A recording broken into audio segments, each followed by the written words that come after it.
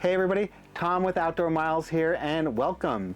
Today we're going to be talking about the Thousand Trails Annual Camping Pass. Have you heard about it? Did you see an ad online? Did you see the advertisement for unlimited camping for around $600 per year? Well, is that really a thing? Well, have no fear. We're going to go through everything there is about the Thousand Trails Annual Camping Pass. I'm going to talk about the pros, the cons, how it works, the rules, and everything in between. It's going to be kind of a long video, so if you're thinking about getting the pass, you might want to sit down with a pen and paper and take some notes, or bookmark this video and come back and get the information that you need. I also do have a really good article that I wrote up that will cover everything that I'm going to talk about in this video on my website. I'll put the link down below, so go ahead, check that out if you need. Now, before we get started, if you haven't done so already, go ahead, subscribe to the channel, and if you find this video useful, give it a like. It really helps out the channel and myself a lot. All right, well, let's get to it. Okay, so before we get into what Thousand Trails actually is, what we're gonna do is take a 30-second history lesson, and it will make sense as we get a little bit further in the video. But the key takeaway here is that Thousand Trails has been around for quite a long time. They were founded in 1969 with one campground in Chehalis, Washington by a man of the name of Milt Colt, who's the same guy who founded Horizon Air. Have you ever heard of them? Well, neither have I. In 1979, they became a publicly traded company, and then a few decades later, in 1991, they merged with another camping membership program called NACO to form US Trails. And then 5 years later, they took the name Thousand Trails. And then after a bankruptcy or two, Thousand Trails was purchased by Leisure Time Resorts of America, which was another network of campgrounds and another membership program. And then since that time, it went through a bunch of other ownership changes until it finally settled with its current owner, Equity Lifestyle Properties, in 2008. Now, all of this really is not that important other than to remember that Thousand Trails has been around for a long time. And there were a lot of different varieties of memberships that were available during that time. Many of those memberships were lifetime memberships that were able to be gifted or sold. So you might still see people that have these old memberships that are using them at the campgrounds where you're staying. You don't need to worry about any of that stuff. Down the road, you might want to look into that, but for right now, we're going to just focus on the very basic level that is offered by Thousand Trails, which is the annual camping pass. I think that is the most valuable program that's available for RVers if the conditions are right for you, and we're going to talk about this. Okay, so now that we went through the history lesson of Thousand Trails and how we got to where we are today, what exactly is Thousand Trails today? So in short, Thousand Trails is a network of over 80 campgrounds located in 22 states and British Columbia. And these campgrounds are primarily available to members to camp at, theoretically, as much as you like. And we'll cover what all that means in just a bit. All you need to do to stay at these campgrounds is purchase an annual camping pass, which is currently around, I think, $630 per year.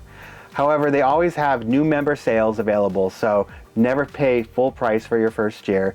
Normally, you can get a camping pass for around $499 for your first year.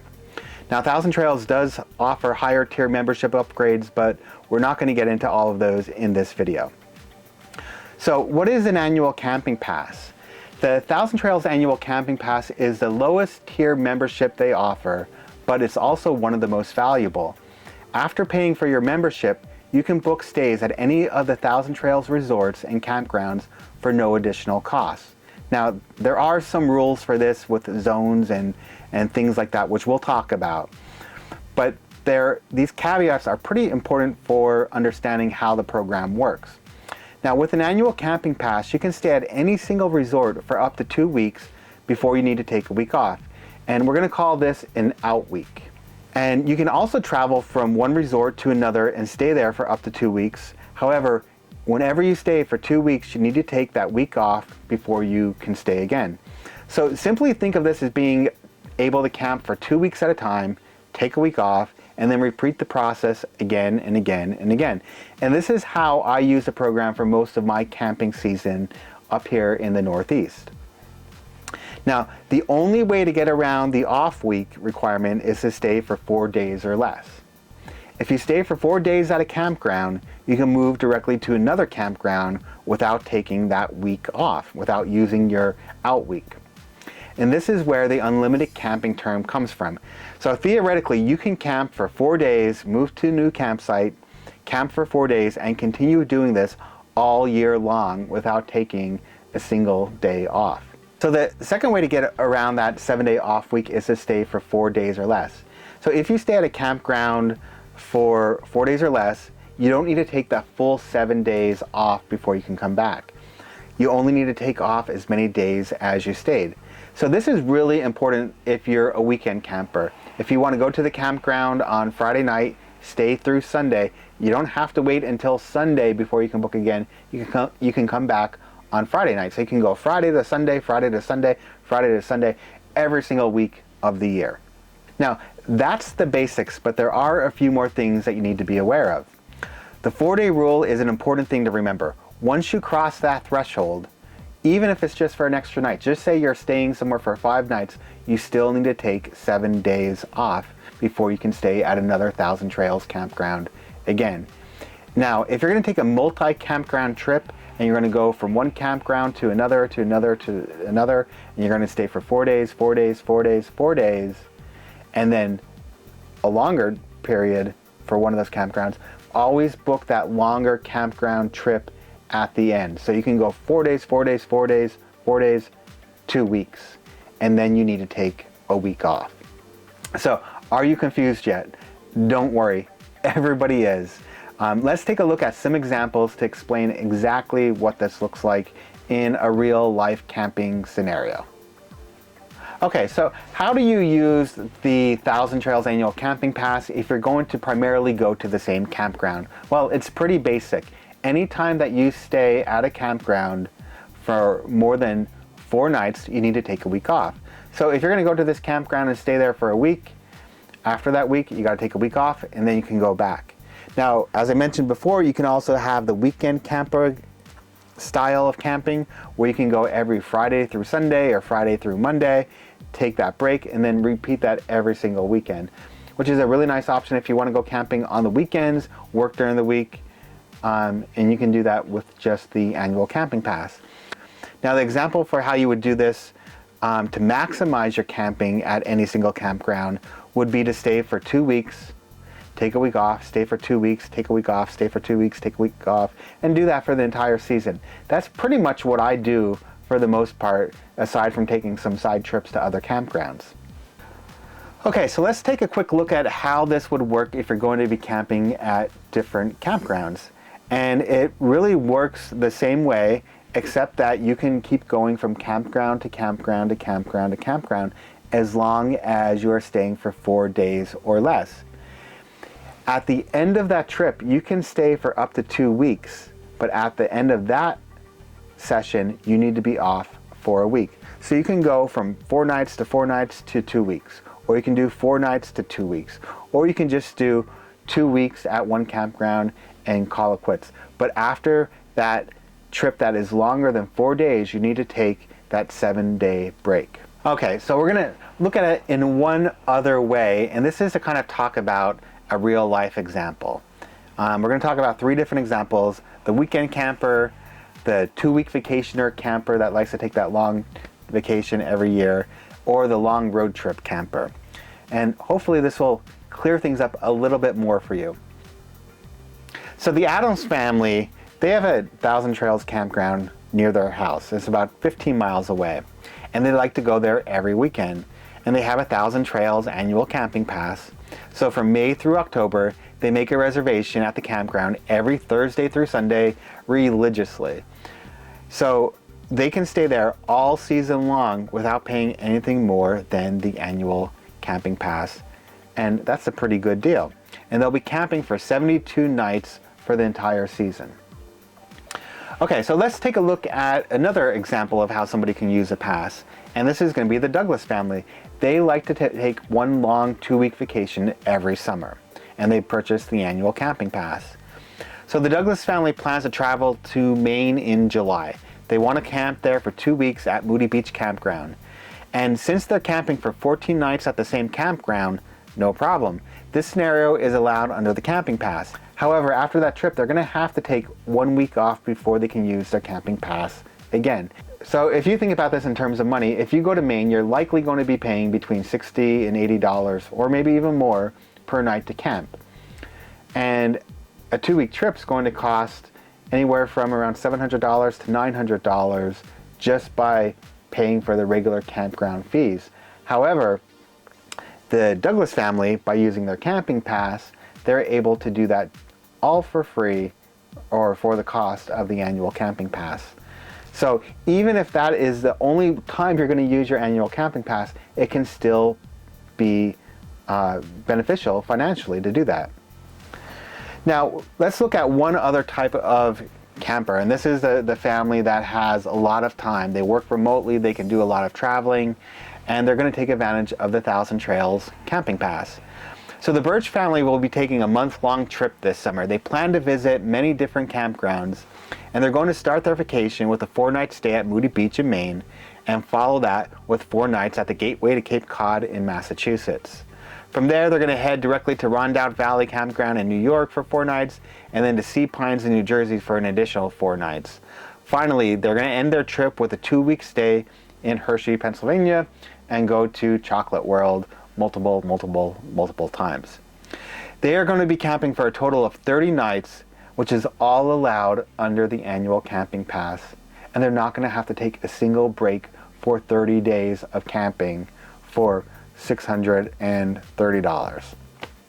Now that's pretty good. So as you can see, there's a lot of different ways to use the camping pass. It's only going to be valuable for you if you actually use it. So what I suggest to people, if they're kind of wondering, should I get the pass or shouldn't I get the pass, is add up all of the nights that you plan to camp and then come up with a rough estimate of what you're going to spend per night without the camping pass, and then see, is it worthwhile to make that investment, and is it going to make sense financially for you? If you do a lot of camping and you have Thousand Trails campgrounds near you or where you want to travel, it can be very, very beneficial. However, if you're in the middle of Iowa and there's no Thousand Trail campgrounds around you, it may not make a lot of sense unless maybe you're taking a big long road trip for the year. So now that you kind of understand the structure a little bit about the ways that you can use the camping pass, how do you make a reservation? Making a reservation is really simple. All you need to do is, one, either call up the membership office and they can make a reservation for you through a membership specialist on the phone, and you can give them the campground that you want, the dates that you want, they'll tell you if it's available, and off you go. It works really well. The other way, and the way that I prefer, is to make a reservation online. They have a really good online reservation system where you can log into your account. It will show you the campgrounds that you have available.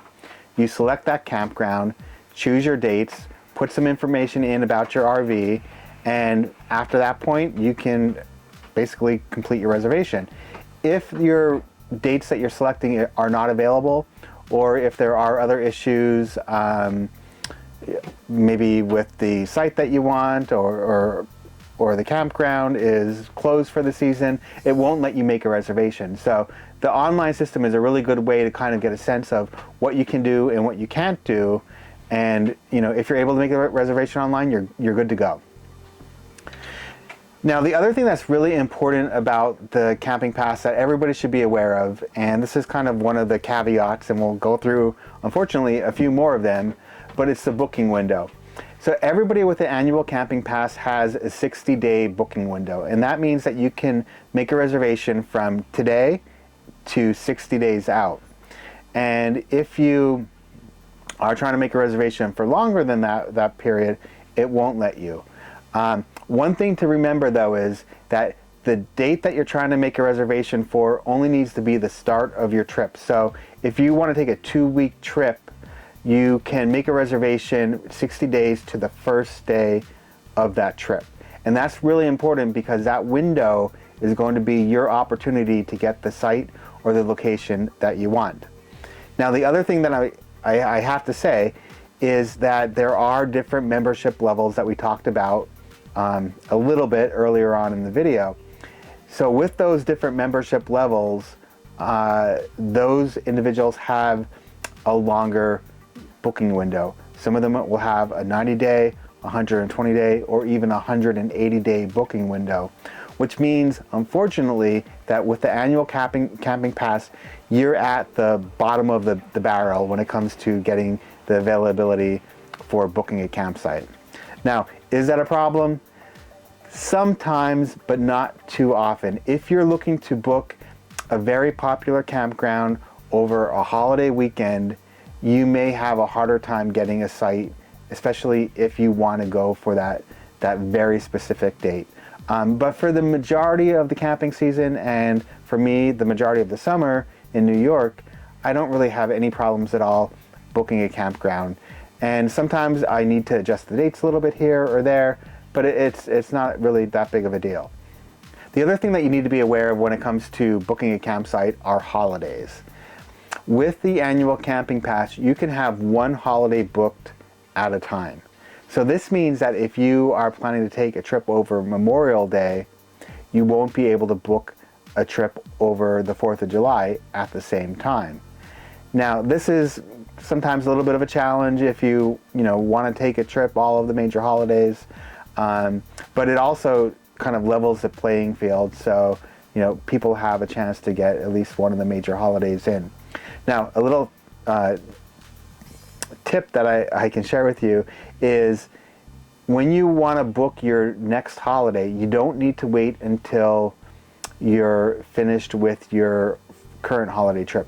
When you check in for your trip, just say you're taking a trip on Memorial Day weekend, the day that you check in, you can book your next holiday trip because that comes off of your account the day that you check in.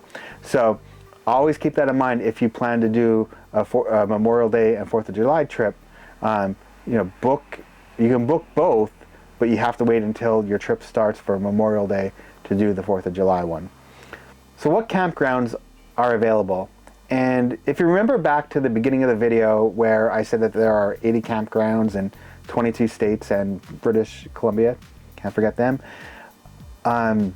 there is a little bit of a caveat there, because when you get an annual camping pass, you're going to be assigned a zone.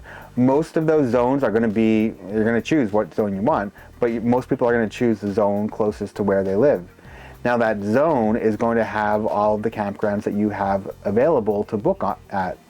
There are zones for the Northeast, the Southeast, Northwest, Southwest, Midwest. They're all different zones that you can get assigned to. And obviously wherever you're going to be stationed, your home base, that's where it's advantageous to get a zone.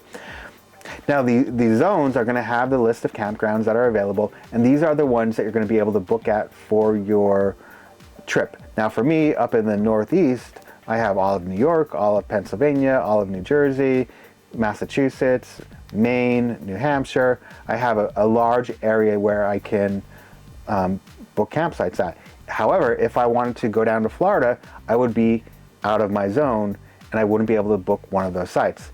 Now, don't get too stressed out about this, because you can add an additional zone onto your camping pass, and they're not that expensive, like $70.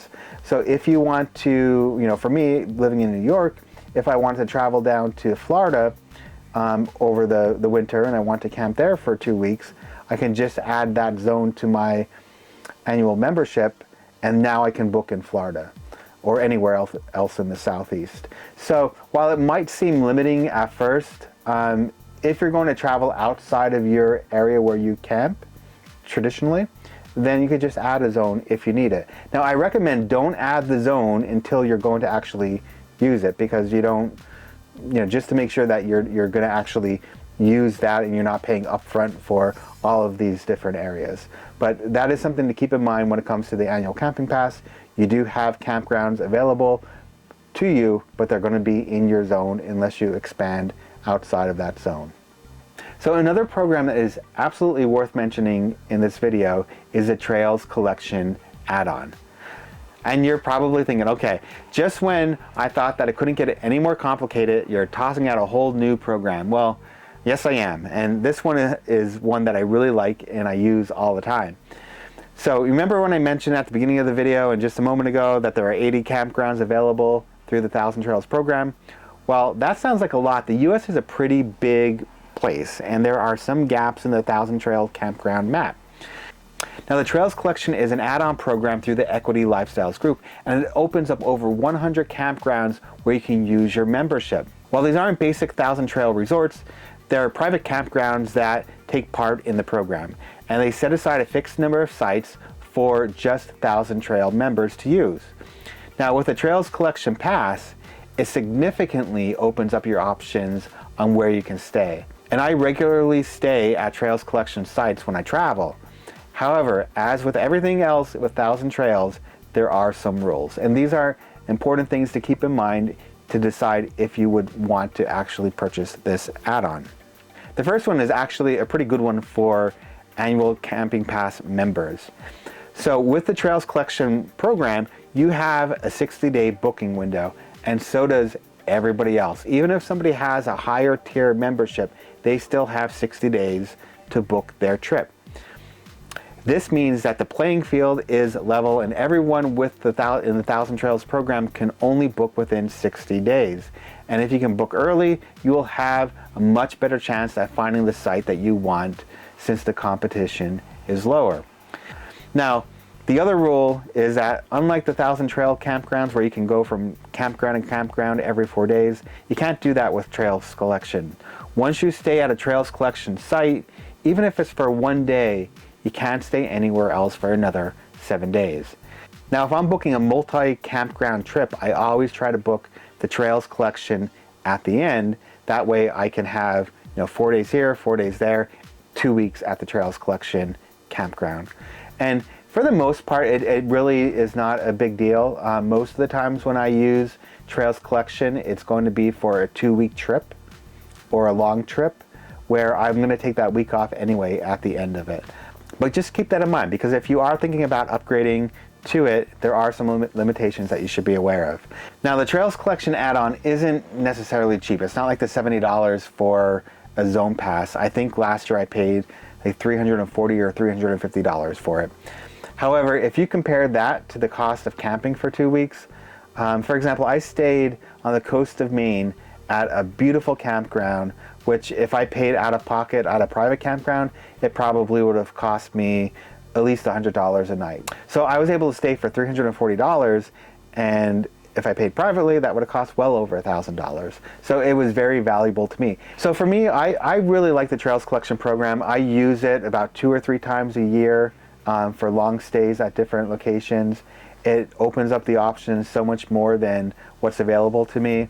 And it makes it nice because you can take that long trip and have a really good chance at getting a site that you want in a location that you want for really like $340 a year. Now, all of this can add up. I mean, if you factor in $640 for the camping pass, adding a zone $70, adding the Trails Collection upgrade for $340, I mean, you're over $1,000 now. However, if you factor in the amount of camping that you can do, it's really not that much. And that gets me to my final point. Is the 1,000 Trails program worth it? And that is a question that only you can answer. The program is very valuable if you use it. If you're only going to camp maybe a week or 2 out of the year, you're probably not going to benefit from the program, and you're going to spend more on the camping pass than you would if you just booked individually at a campground. However, if you want to do a lot of camping and you want to go every weekend or take a long trip several times per year, not only during the camping season in the Northeast, but you want to go down to Florida in the winter, you can do that for that one single price of the camping pass. It's a really great program. I highly recommend it, and it works very well for me. Now, the other thing that makes it very valuable for me is I have a 1,000 Trails campground within 20 miles of where I live, so I can use it all the time nearby. So if you made it this far into the video, then hopefully you might listen to my last piece of advice, especially if you're looking to purchase a camping pass or any other membership program for the first time. Now you can go onto the 1,000 Trails program and purchase it and do whatever you want. You can find a coupon code and get a discount on there. But my recommendation and my takeaway tip for this video is going to be, if you want to purchase a 1,000 Trails membership, reach out to a membership specialist that can help you. And I have two really good friends, Warren and Sharron Lewis, who are membership specialists, and they will be able to walk you through the entire process and tell you about the zone passes and the trails collections and get you the best deal that's available. They're great people, and it's sometimes a lot easier and less stressful to just talk with somebody and say, here's what I want to do. I'm thinking about getting the camping pass, or does it make sense for me? How does this work? They'll answer all of your questions for you before you even make the purchase. And then the best part is after that, if you have any questions, a week or two or a year into the program, you have somebody to call and say, hey, how does this work? Or I can't get a reservation here. What am I doing wrong? Are there other options? They're really great resources and great people to have on your side. So I have their contact information down below in the show notes, but in the video notes. But if you have any questions, feel free to reach out, leave a comment. I can get you in touch with them, or just give them a call, send them an email. And that's definitely the best place to purchase a membership. All right. Well, that's all I have right now. So thank you for sticking with me. Leave a comment. If you have any follow-up questions, I'll definitely try to get you an answer.